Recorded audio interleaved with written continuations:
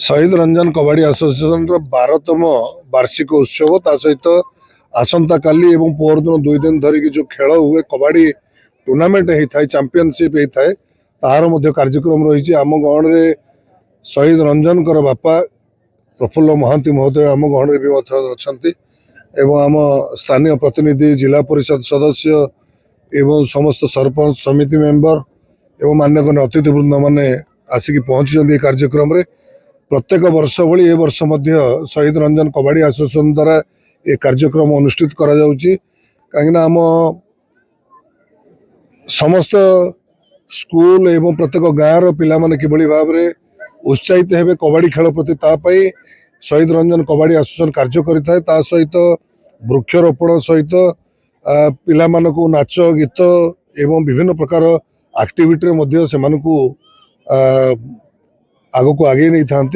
एणु ए शुभ अवसर में मुझे निश्चित भाव में धन्यवाद देवी शहीद रंजन कबाड़ी एसोसिएशन को जी कि आमर शहीद रंजन कारगिल युद्ध ही से शहीद होता आम आम अनुगुल माटी किशोरीपाड़ा ग्राम तालचे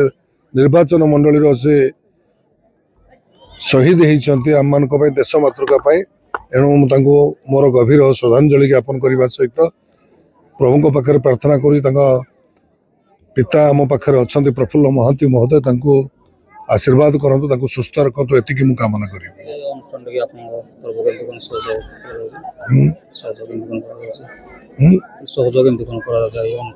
हाँ शहीद रंजन कबाड़ी एसोसिएशन प्रत्येक वर्ष कार्यक्रम